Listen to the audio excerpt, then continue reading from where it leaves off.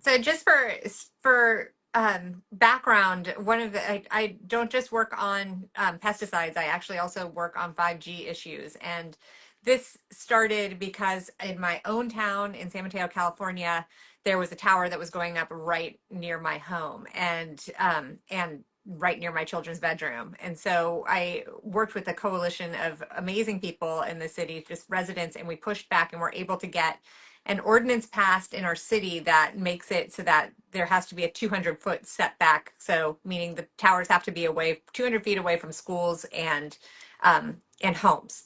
So this was a huge win, and we were really excited about it. And then suddenly in DC, all kinds of terrible things basically are trying to strip us of the right to have that setback.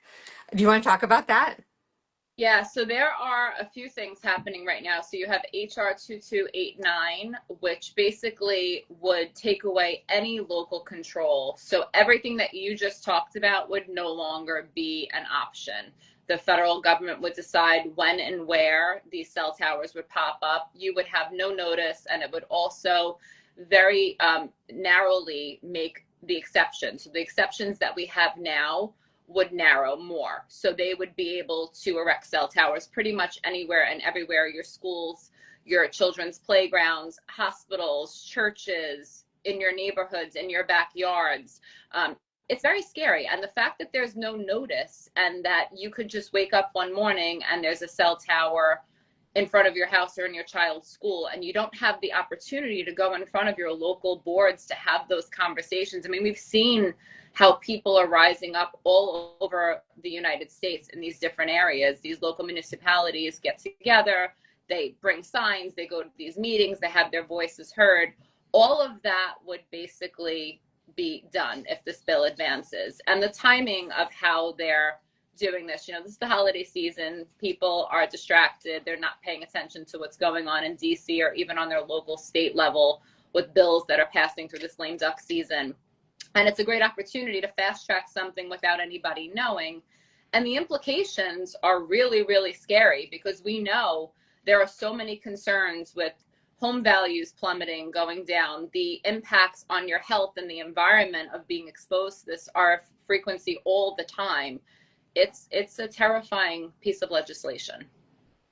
How do you think that this came about? I think that there's such a push right now with AI and, being able to get everything going. They're capitalizing on a moment in history. And I think that at this point in time, there are so few people that are paying attention. And the political divide right now, I think that everyone's trying to capitalize and just push their thing forward. And they use it under the guise of, you'll have faster internet service, you'll be able to stream faster, like all the benefits, but no one's talking about all the risk factors associated, which is common. Well, what I noticed in our fight that I was really disturbed by is, first of all, a lot of people, and the companies don't correct this. A lot of people think that this is just for their cell phone reception, and that is how they're able to push it through. And like, for example, I actually have some dead spots in my house. I can imagine if I didn't know better and I heard that there would be a tower that would allow me to have better phone access, then I might think, oh, that's kind of interesting. I mean, I personally wouldn't, but I can imagine a lot of people would. And so this misnomer that the industry is spewing, that this is just for cell reception, and in reality, what we're talking about with these 5G towers is to give you internet access. So in the case of Verizon, for example, they were unable to compete with AT&T in my neighborhood by using broadband, and that is actually a grounded wire that brings internet capacity to your house. And so what they do is they put in 5G towers all around you. And so then if you happen to want to subscribe to their service, you could. But unfortunately, we're all radiated in the meantime, which doesn't seem like an okay trade-off for the potential that you might want their internet service. It's just really imbalanced. And another very frustrating thing during any of these appeals, when you get this announcement that a tower is going to go in next to your house, is you're never allowed to argue on the basis of human health. You can say, oh, that is a really ugly tower, I think it will decrease my home value. But you can't say, oh, I actually get migraines from radiation or EMFs, or any of these a large number of health impacts that come from that the EMF exposure. And so That is, if anything, we're really going the opposite direction than where I thought we would go, particularly under Maha, where in the Maha reports it was acknowledged that EMFs need to be looked at with the big rollout of all of these towers and their impact on children's health. And that's clearly not what's happening when they're saying we can put a tower in your front or your backyard, and there's nothing you can do about it. Yeah, I mean, and I think that one of the things that's probably leading up to this is the growing awareness. Like, people are starting to ask questions about these cell towers. You're seeing more and more people show up at these meetings to express concerns. And like you said, the health impacts are not something that you can really base your argument on, even though they are very real. And they do have a huge impact on so many people. I mean, I've interviewed countless people with EMRS that really suffer dramatically. And the sad part is that when you're out there in the world, there's not much you can do because everyone has a device attached to them and these towers are popping up all over the place. But when you start impeding on people's safe spaces, their homes, their schools, places where you should be able to have access for all and for people to be comfortable and safe, it's really concerning. And I think that it's this push, taking away informed consent, giving people options, taking away the local noise, because the local noise is more red tape for them to have to get through in order to be able to get to their ultimate goal, which is to have cell towers everywhere. I was on a call with Renette Sinam recently, and she shared a picture of what it's going to look like. This dystopian future that we're living into, where basically you have these neighborhoods that are just encapsulated with towers everywhere in the backyards, in the front yards, in the side of your house. It reminds me of The Lorax. Did you ever see that movie, The Lorax, where Yeah. you have, like, behind the wall, there are all these horrible things going on? And, you know, it's the same type of thing where you can have as much control over what you eat, what you put in your body. But when it comes to these towers, you know, knowing that the federal government can just pop them up anywhere and everywhere and you don't have any say, especially no notice. I mean, it's a terrifying thing. People deserve to know what's going on in their neighborhoods, what's going on in their schools, and we should absolutely be able to have these conversations with our local elected officials to express concerns about fire hazards, property values, the aesthetics, the environmental impacts, and also the health concerns, because we know that the science is faulty and that they need to really take a look at what the constant exposure between all these cell towers popping up and the fact that people have devices attached to their body at all times of the day and evening, sleeping with the phone under their pillow. I mean, it's horrifying to see. And so many young people that just don't know. They have the AirPods in their head, they have their phone tucked in their bra or their pocket in their pants. I tell people all the time, and I'm like, you don't want to put that phone near your body.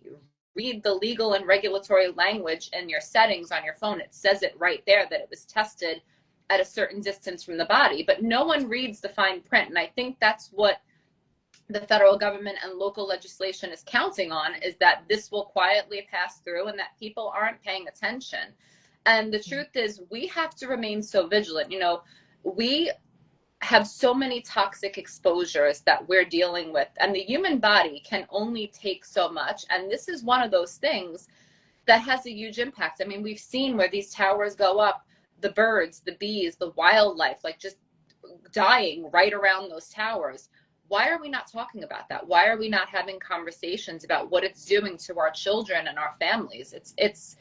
These are questions that we need answers to before we can fast track any federal legislation or otherwise that puts us all in a position where we could have cell towers in very close proximity to places that should be safe.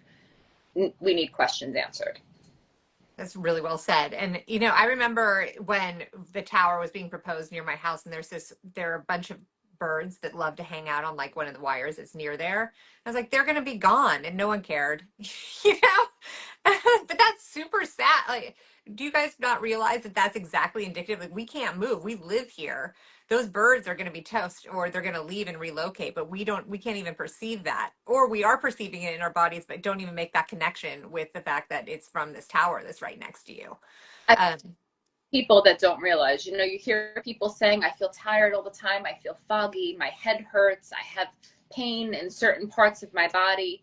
And because this invisible toxin is not something that's on people's radars, it's so hard to connect. And you see people suffering with things by just making simple changes in your homes, hardwiring, turning off your Wi-Fi, putting your phone on airplane mode, not putting the AirPods in your ear, getting everything wired. You could really make a huge impact on how you feel on a daily basis. Mm-hmm. And those are some things that I started doing anyway, because once you learn about these exposures, you're like, oh gosh. For example, even my, I have a sound bar on one of my TVs, and I had someone come out and check, and I was shocked to see the level. It's really close to where I sit all day in my office.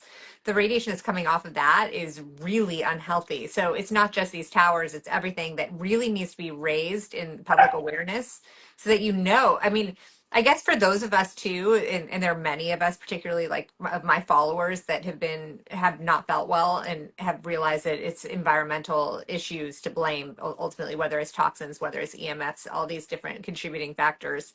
And so then we learn how to mitigate it. And what would this world look like if maybe instead we were just proactive and didn't allow these things? I mean, and I am concerned. I see the rising up in the food world. I don't see it as there aren't the same numbers in 5G and telecom and EMF world, and we actually need that same kind of weight in order to push back on this, because the telecom companies are, extremely powerful, just like the chemical companies. So I'm appreciative of your work to try and raise awareness around this. And I think the big industry playbook is the same. It doesn't matter what industry you're fighting against. And you'll often hear me say, the friends of my enemy is my friend. And I think it's so important that if you're fighting one industry, if you want cleaner living for yourself and your family, you want to be able to have informed consent and decide what goes in your body, what's placed in and around your, safe living space. We need to work together on all these different issues, because at the end of the day, we're fighting industry giants, and there's a couple of people that are making all the decisions from the top. And if we could collectively come together, put aside whatever political differences, any differences that we have about what's toxic, what's not toxic, and just come together on the issues that we agree upon, we would be an unstoppable force. And I think that the division is something that really hurts us in our plight for this safer, cleaner world that we want to leave to our children. So we have to roll up our sleeves, work collectively together. And, we created this campaign for Light It Up for Local Control. And we want to do something fun because, again, it's been said nobody wants to do these things during the holiday. I don't want to do it during the holiday. You don't want to do it during the holiday, but there's very intentional reasons why they pick these times of year, because people are distracted. And there are so many opportunities during the holidays with different festivals and fairs, farmers markets, different holiday ceremonies, tree lightings, Hanukkah ceremonies, that you have people out en masse just going shopping. You stand in the mall and parking lot for a little while during the holidays. You're running across hundreds of people. So this Light It Up for Local Control campaign is an opportunity to utilize this season that they chose to move these bills through, to be able to take an opportunity to have some meaningful conversations from a place of education. I love asking questions. Did you know that there's a federal bill right now that can take away any local control so that a cell tower can pop up in your backyard, in your children's school? Do you have any idea what the health impacts are, what the fire risks are, what the property value impacts are? And just create the conversation, because I can promise you that most people do not know. And I'm a very believer that an overwhelmed mind does nothing. So we took all the guesswork out for you. We have all the assets, all the things you can print and hand out at these local events to be able to create these conversations. And then all of them have the QR code leading back to our Action Alert portal, where with one click, you can take action, you can sign the petition.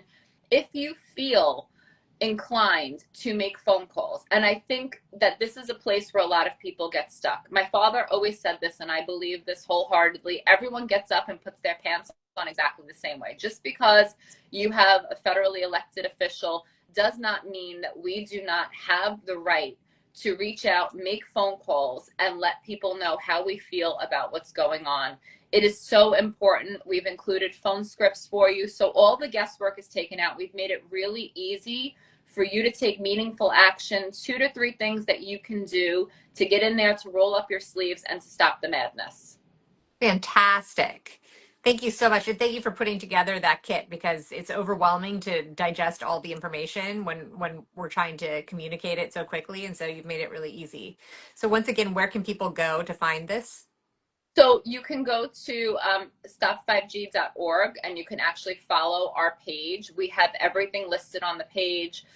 It's so important to go in to keep track of everything. We're always making updates on our social media pages, so just make sure that you're following. And 704nomore.org is another great resource that we have where you can go on to learn more about what's going on with these local control issues. So definitely check out all the resources. And if you have questions, you can always inbox us. You can reach out to us. We're happy to help. We want to coach people to become their own personal advocates. It's so important to use our voices and to use our power. We need to establish ourselves as a voting bloc. They need to know that when they're getting reelected, these issues, these things that they're doing to take away our power and to take away our decision-making capability are going to come back and affect how those elections go. So this is an important time to raise your hand, to have those conversations, and to bring more people in, because at the end of the day, just because we're having this conversation, I can promise you that 95% of people do not know about this federal telecom bill. I've tested it myself, just giving people information, and they're like, what do you mean? How is that possible? So we have to do our part. They always say, when you know better, you do better, and we must be the change that we wish to see in the world. So if you know something, share it, be brave enough to go first, and you will give people the same courage to do the same thing. Awesome. And just one note on Nextdoor, for example, when I first started getting involved in our local 5G fight and I posted on Nextdoor, there were a lot of haters. There were a lot of haters, and they said, you're crazy, and like, I don't know, in our world, that's not a new thing for them to say you're crazy when you're going up against like anything that makes money basically for a corporation. But just be aware when you're looking for your people, and if you're posting there, that can happen. But on the other hand, I found my local people. So that way, ultimately, we saw through all that junk. So just a side note. Well, thank you so much. Go ahead. Some good work, you're always going to get haters. And I feel like when you have haters, it means that you're doing something important. So that's right. That's true. Then you've touched something. Great. Well, thank you so much for joining me today. I really hope people can get out there and push back on this, because once again, there's not enough attention on it, and everyone's going to be pretty bummed out when they look out their window and see, oh wow, I could have done something about that tower that's going in my front yard. Yeah. So now's the time. Stop5GNearMe, that Instagram page will have a lot of the updates, and all of the stuff is on the website. So go on and take action if you haven't, and more importantly, share it widely. Thank you so much. Thank you. Good to see you. Good to see you.